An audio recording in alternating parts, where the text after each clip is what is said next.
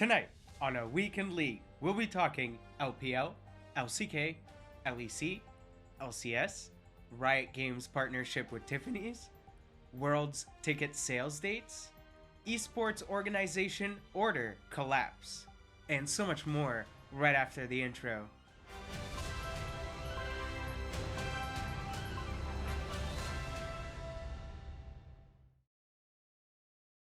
Welcome to a Weekend League where we cover League of Legends esports all around the globe from all 4 major regions.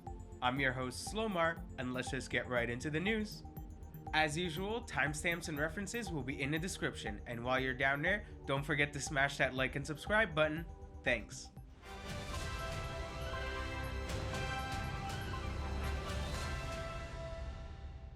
I'll just start off by saying the LPL playoffs never disappoint. Some of the most exciting games and series I've watched in a long time.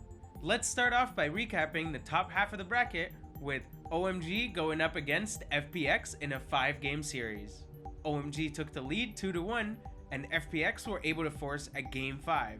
FPX closed it out with a quick 22-minute Game 5 to move on to the next round of playoffs. That's one prediction we got right so far, and we'll keep a prediction counter at the top corner of every episode during the playoffs time. Perhaps at the end of playoffs, we'll tally all the predictions from all the regions and see how many we got right. FPX then go on to face EDG in the next round of playoffs. However, the world champions EDG closed out the series going 3-1.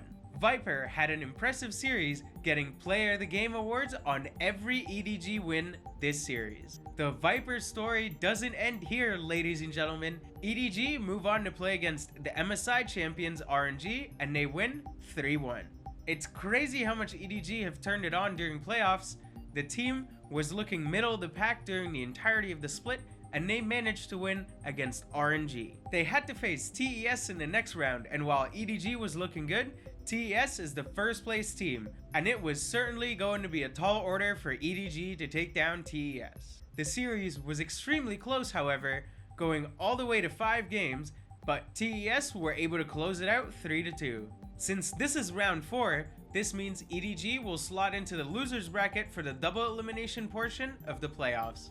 Now let's take a look at the lower side of the playoff bracket, starting off with LNG versus BLG. LNG went out against BLG 3-1, and perhaps the best thing about this series was Game 5 when LG was able to steal the game from BLG, who was in a winning position for the majority of the game.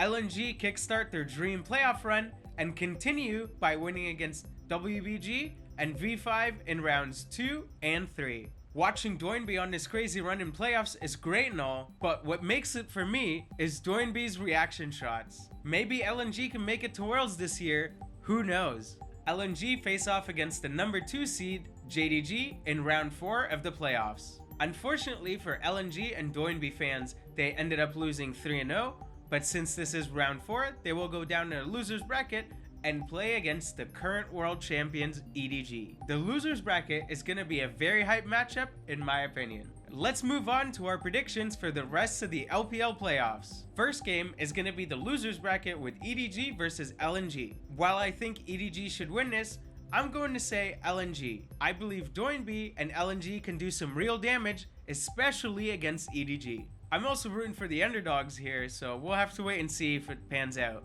On Friday, we have TES versus JDG. This may very well be a preview of the finals, so it's honestly going to be a toss-up on who's going to win this game. I'm going to say TES will make it out. On Sunday, we have the other semifinals match between, based on my predictions so far, will be LNG versus JDG. And this is very tough because, like I said, I think it could be TES versus JDG in the finals, but I'm gonna believe in the LNG dark horse and say they can make it out to face TES in the finals. And since the finals will take place on the 1st, we'll be doing the predictions for that on next week's episode, so stay tuned. It looks like we were able to get 4 out of 8 predictions right this last week, so let's see how many we can get right for the rest of the playoff bracket. And a reminder, for the rest of the episode, the prediction scores will be shown in this corner.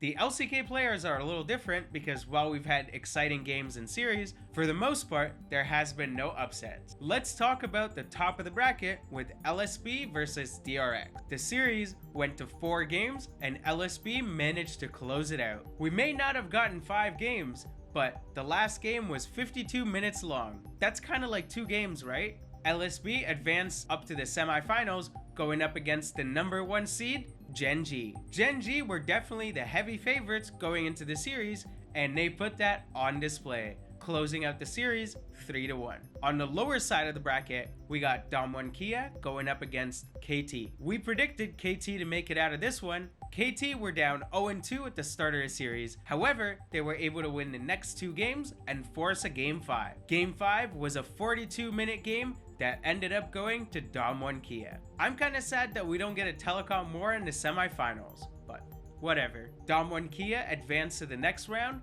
going up against the number 2 seed, T1. While T1 were the favorites going into this, Damwon Kia were able to tie up the score 2-2 and also force a Game 5. T1 closed out the series, winning Game 5 and advancing to the final. The finals will take place on Sunday, which means that we have to make our predictions now. We currently have 3 out of 4 predictions correct for the LCK playoffs, but this is gonna be the toughest prediction yet. T1 is T1, you know, they're supposed to win it all. But Gen G had a very dominant split. Can they win an LCK title? I'm gonna say T1 will win, but I can honestly see it going either way. Tune in next week where we're gonna recap the end of the LCK split and take a look at our world's representatives from the LCK.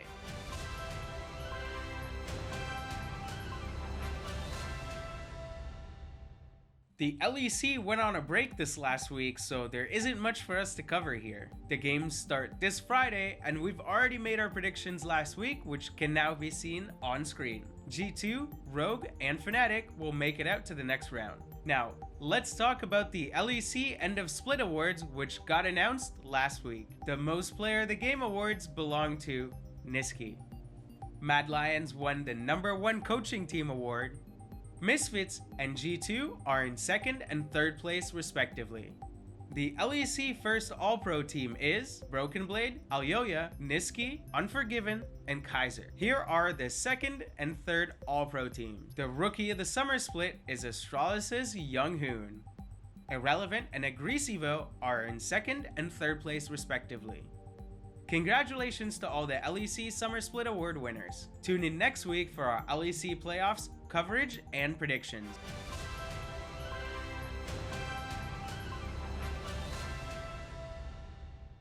The LCS playoffs kicked off this last weekend with 2 exciting series. The first series between TL and FlyQuest went to 4 games with TL winning. To be honest, nothing really exciting was going on in this series, but it did set it up for the FlyQuest versus TSM banger that we predicted happening last week. The FlyQuest versus TSM banger will be happening later this week. And speaking of this week we have 4 days of LCS broadcast. Yeah, that's Thursday, Friday, Saturday, and Sunday. Very hype. More LCS is more better. The other series that just happened last weekend is the CLG versus C9, and boy, this one did not disappoint. We predicted CLG to make it out of this one, and while they were very close, they were unfortunately unable to make it. The series went all the way to 5 games, with both teams putting on impressive performances. Cloud9's AD carry, Berserker, ends up getting the MVP of the series. I'm kinda sad CLG didn't make it out, however, they still have a chance to pull off a miracle run from the lower bracket. I'm really rooting for them. CLG, CLG. Now we have to predict 4 series this week, and the first one is on Thursday, and it's gonna be the FlyQuest versus TSM banger. I'm hoping this one goes all the way to 5 games and will be a very close back and forth series. I think FlyQuest will make it out. On Friday, we have CLG versus Golden Guardians, and I don't think this one should be close. I think CLG will make it out. Let's go, baby. On Saturday, we have 100 Thieves versus Team Liquid. And this series will have a big effect on the lower bracket, since whoever makes it down there will likely be the lower bracket favorite. I think Team Liquid will make it out, and they will send 100 Thieves to the lower bracket. On Sunday, we have EG versus C9. I think C9 has a solid chance for an upset, but the stars have to align. I think EG is very likely to make it out, so I'm gonna say EG make it out. So far, we got 1 out of 2 predictions right, so tune in next week for our continued playoff coverage and prediction.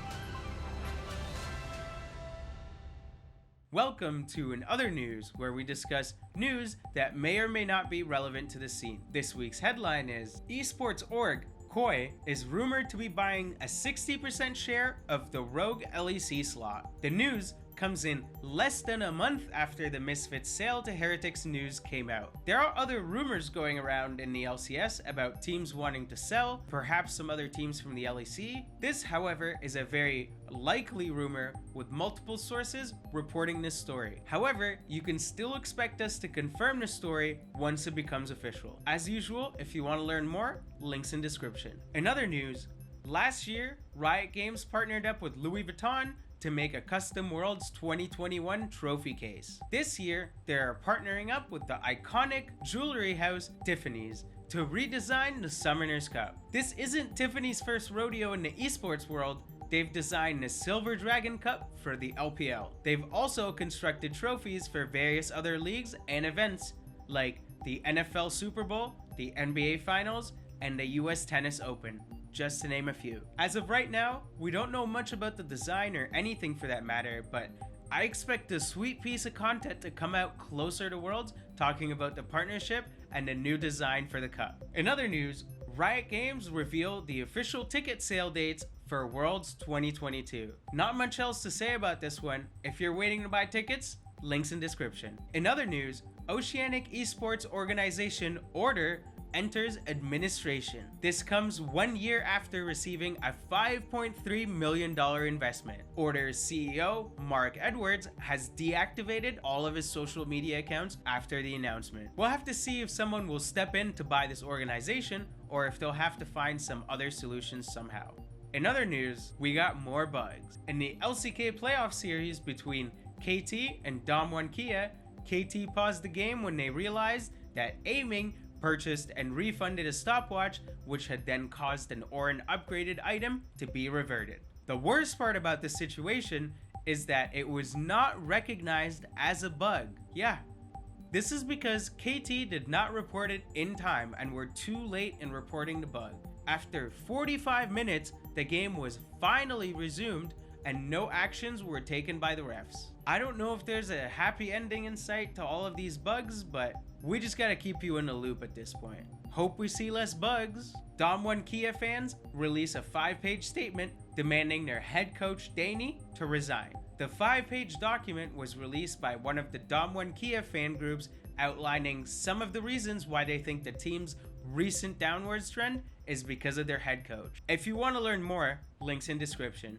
In other news, we've talked about the Worlds format and how there's no double elimination for this Worlds. Well, fans are raising some questions after the Valorant Champions 2022 is implementing a double elimination format while Worlds isn't. Both tournaments are hosted by the same company, although I have to say I doubt the Valorant Esports team has much to do with the League Esports, but you never know. It's still kind of ironic in some way nonetheless. If you want to learn more, links are in the description. Here's a quick update on the teams that have qualified for Worlds 2022 so far. We have T1, Gen G, TES, and G2.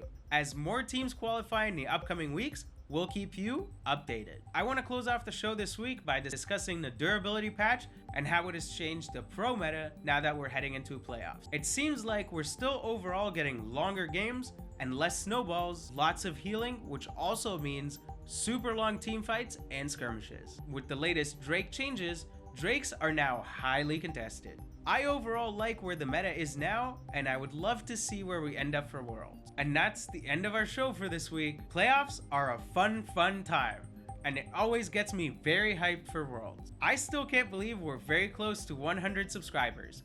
Thank you so much for all the support. At 100 subscribers, I will release a behind the scenes video going over how I make one of these episodes from start to finish. If you're enjoying the show, please consider subscribing. Have a good night and good luck in solo queue.